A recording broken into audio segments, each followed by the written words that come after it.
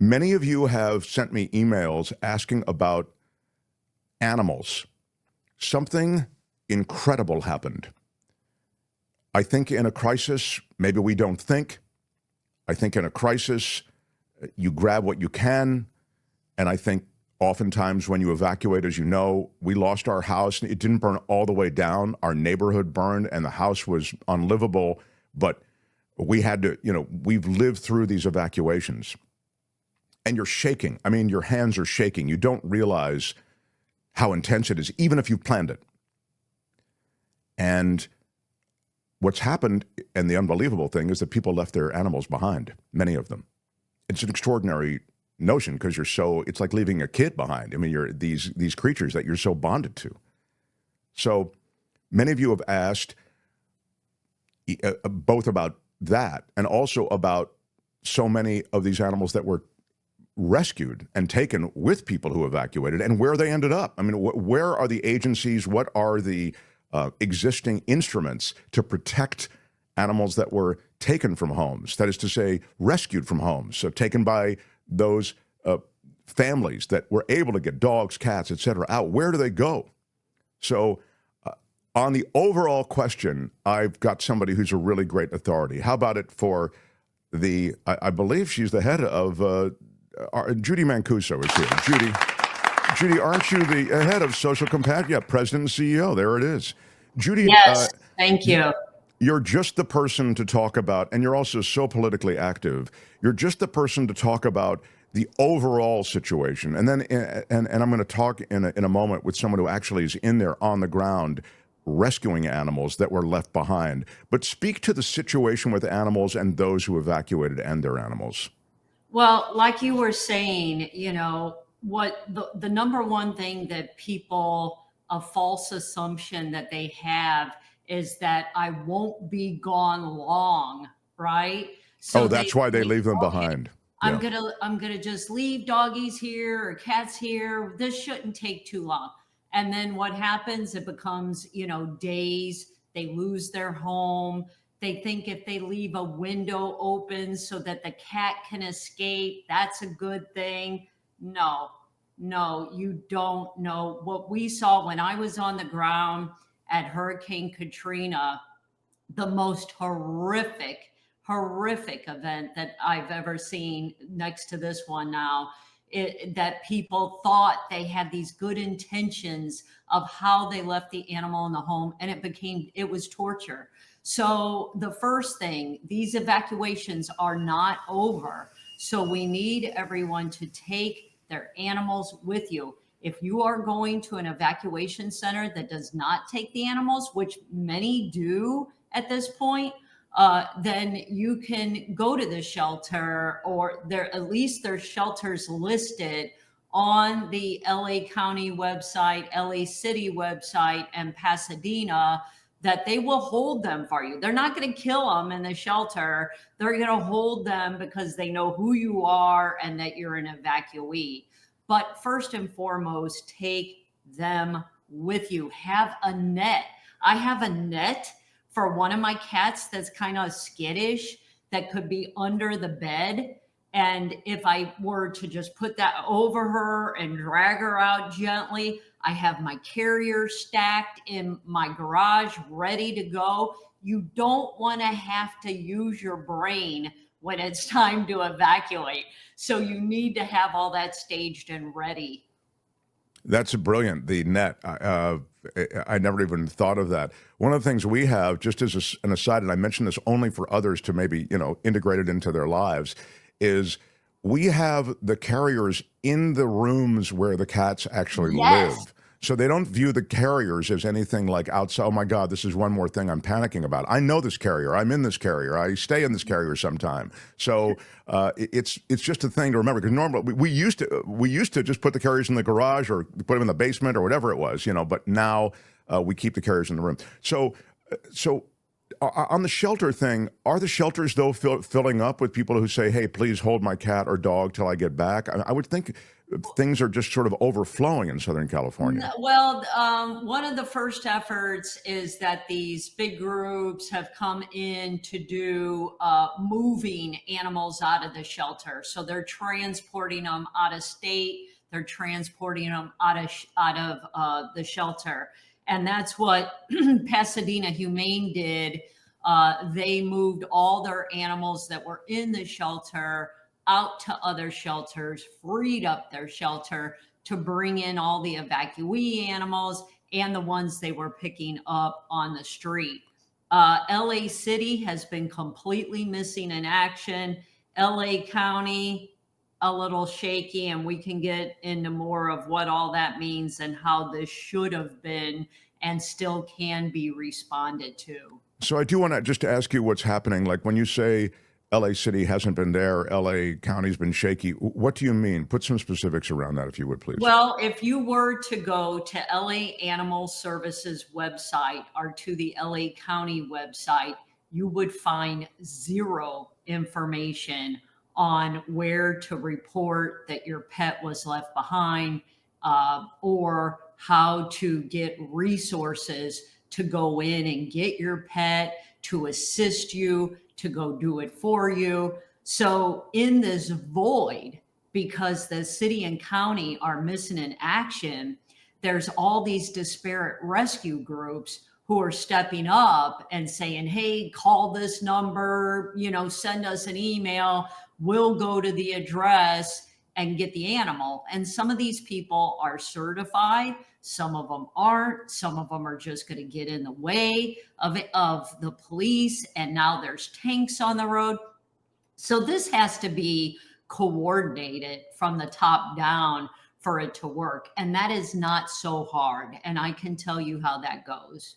Well, I also think that in the same way we all have to prepare, and we talked about it, and having an evacuation plan here, it's part of having an evacuation plan, says Biggie 61. Yeah, the state and the city and the county has to have an evacuation plan and a hand in helping those who evacuated. So it astounds me that there isn't something, it's not like F7 on their keyboard. It should be that simple to at least initiate these programs. Exactly. It should be on the homepage. You get there. And so here's how it should be, that what my group is pushing for. Okay. And there is a group in California that has all this emergency protocol outlined, and they're called Cal Animals. I've been working closely with them.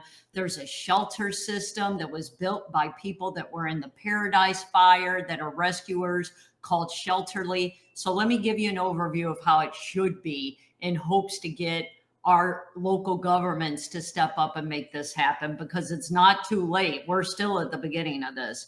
So on their website, they need a place to capture, I'm Judy, I live here, I left this pet behind, please go rescue. I'm at this number, this email address, boom, right? Then what happens is it goes into a database that then it gets dispatched to certified rescuers, either animal control or FEMA and other certified rescuers that go out in the field. They're escorted if they need to be by National Guard or the sheriff for safety protocols. They go to the address, they search for the animal, they find the animal. I mean, we've been finding animals. Yesterday, our rescuers found that dog Oreo that was, a wonder on Instagram and now on all the TV shows. So you either find the animal and then bring it back and reunite it, get it to a vet, or let's say the animal's not there, you leave out food and water. Okay. So this is, you're saying there should be a central clearinghouse for this. Hey, I'm going to lose him in a second, but I'm just going to bring him into the conversation.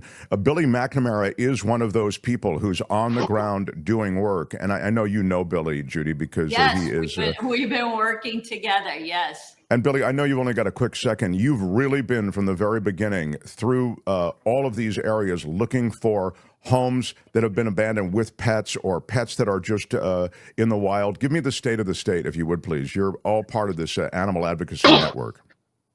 Well, it seems like things have died down a lot as far as the fire goes in the Palisades and the Santa Monica, Malibu, PCH area.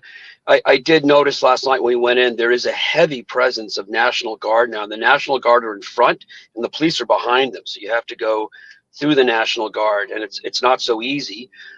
Last night we did go in because there was 4 cats that hadn't been fed since, I can't remember, whenever the evacuation was for that area, up in the upper Mesa, Santa Monica.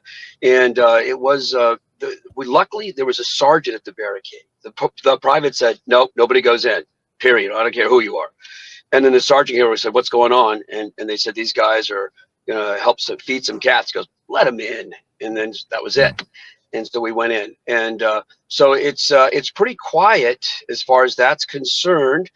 We've been going through Aaron Christensen, AC, who I'm with right now. He's just getting the van set up. He of Animal Advocacy Network and Emergency Animal Response something, EARS. I don't know what it is. But anyway, he met this morning with the head of OEM, Kevin something or other, McGowan, I believe, who is texting him a special thing. So he'll have it on his phone that he can show the National Guard, which allows us to go in. So basically, it's looking for animals or putting food and water down around where the ruins are. I hate to say it. We went in and people give us addresses to go check on their pets. And I hate to say it, we've had more losses than victories. And some of the losses are pretty disturbing, which I've never seen anything like it. It's heartbreaking. I'm guessing this is what Pompeii was, you know? Yeah, I've watched some of your stuff. It's heartbreaking. Yeah. Go ahead. Yeah. And so, but yeah, it's been a very difficult situation. Yesterday I'd been looking for, because of Simone Reyes will not stop texting me, Billy, this cat, this dog, Oreo. So I had made AC. He does mostly large animals. So I've done a lot of horses with him, pigs, chickens, peacocks, which are very dangerous. That was scary, actually. And I'm usually not scared of any animals. I did exotic animal rescue with Allison Eastwood from Eastwood Ranch Foundation. So I'm not afraid of grizzly bears. I'm not afraid of Bengals, but peacocks, forget about it. They're very, very vicious. And I don't blame them. By the way, Oreo. So I was at the hospital where they brought Oreo yesterday. So I greeted Casey, that's the owner, and Oreo. And yeah, that's it right there. And so Oreo is quite ornery, and I can understand why nobody was able to. Mark Ching had to take the owner in with the owner's other dog, Casey, in order to get this Pomeranian who is way more vicious than a pit bull. I understand he was super scared, but I told everybody, I said, once I met Oreo, I said, well, listen, guys, I don't think he was ever in any danger of coyotes. This dog can hold his own. He's a fabulous dog. And so it's been, these things are happening constantly. We're going back in today for a dog as soon as I get off this interview, and a couple of cats. And if people want to send AC their addresses or phone numbers, they can do that. I think you can contact him on Instagram. I actually have the telephone number that has been getting you guys the addresses. So I was going to give that out. Oh, okay, good. Is that his 800 number, his hotline? See, this is Mark. So this is the problem: is all these disparate numbers and groups. Right. I need one clearinghouse. I think. Yeah. Yeah, so you see it in action right now because. Here's what's going to happen: the Santa Anas are coming back. There's another major Santa Ana event. It's going to kick in, depending late tonight, tomorrow through Wednesday. I'm desperately afraid of a repeat. It looks like it may be 20% less ferocious than the last one, but we're going to be having this conversation again, and you guys are going to be doing a lot of heavy lifting again. So where can people reach you? Organized, yeah. Yeah. So where can people reach you? Can we go ahead? Is it Well, there's a yeah. there's a couple. So there's a couple of ways. So one of the numbers, and this is the problem, is 310-808-5943. That is Viva Rescue that has been dispatching to AC and Billy and others. Okay, And what we're is the gonna number help again? We'll post it at the end of this hour, everybody. I didn't expect to. 310 Yeah, go ahead. 808-5943. 308-5943. 310-808-5943. Kim, you're getting this down, please. Okay, then there it is. It's already on screen. God, very well done. And Thank so you. we are helping with the administration of that data, our team, so that it can go to AC, who Billy is with right now, and others. But this should not be on the rescue community to have multiple numbers, multiple people. Here's the problem, though. Just so you know, here's the problem. And thanks to Elon Musk, who personally delivered a Starlink to AC the other night. And I think he's bringing AC a Cybertruck today, personally. By the way, I'm going to give a huge shout out to the mayor of Santa Monica, Lena Negrete. She set the whole thing up. She came over to AC and said, "What do you need?" He goes, "I need a Starlink." She goes, "Let me call Elon." And she called him right there. And within 15 minutes, they had delivered the Starlink. So when we're inside, there is no cell service. There is no GPS.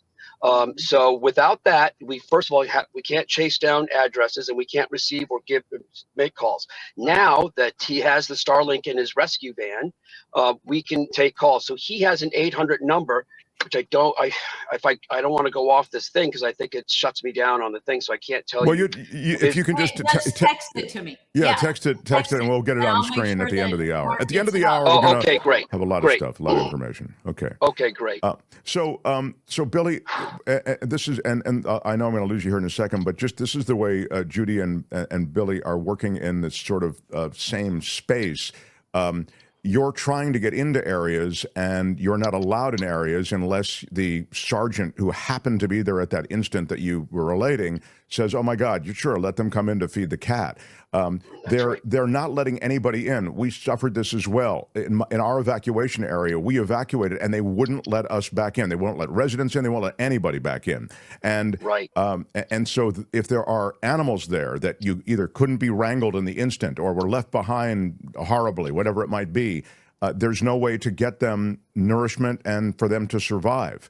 So what is the answer there? How is that puzzle solved? I can tell you, it's that we have asked for a MOU, Memorandum of Understanding, with the city, with the county. And what this does is it gives authority to people who are certified, like AC and others that have FEMA certifications. And we have a top rescuer flying in from New Jersey right now, FEMA certified, that allows us into these jurisdictions so that we can do this work professionally and answer these calls. Because otherwise, these animals are going to die of hunger, they're dying of their wounds, and we need to, time is of the essence. So I have a call to action that I sent you that we need to get Mayor Bass and the county supervisors to approve animal disaster responders and mutual aid.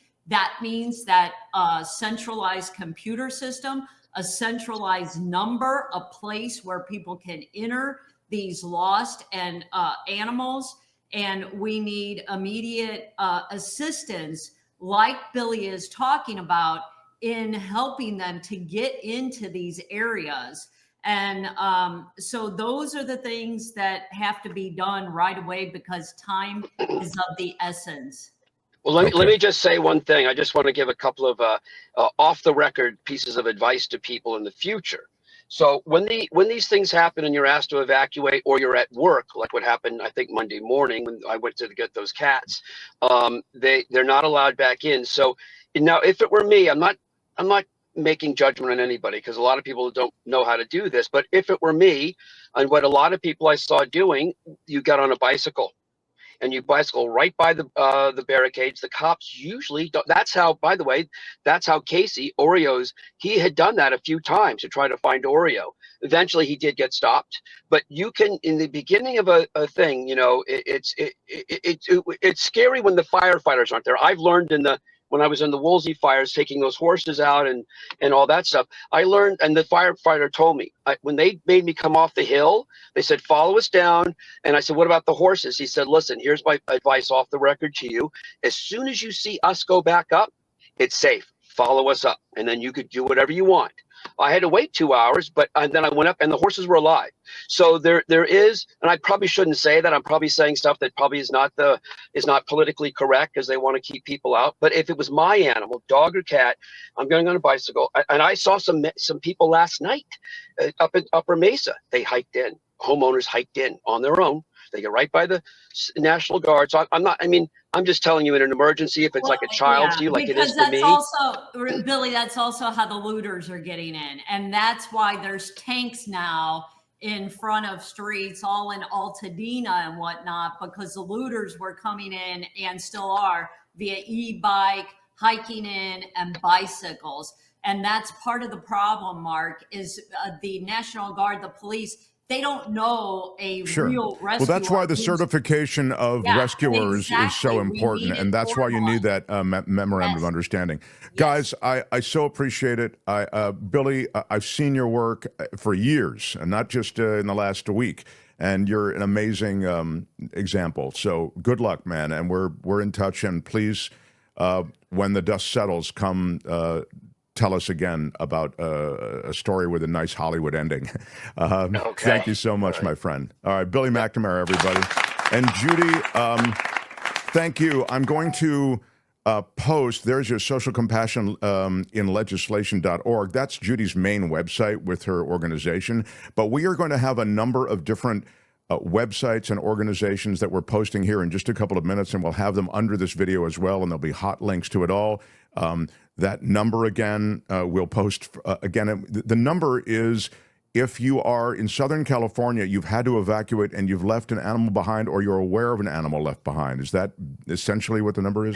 That's it. And you want to say, so people are texting pictures, giving their address. You know, I mean, one I saw that was so sad.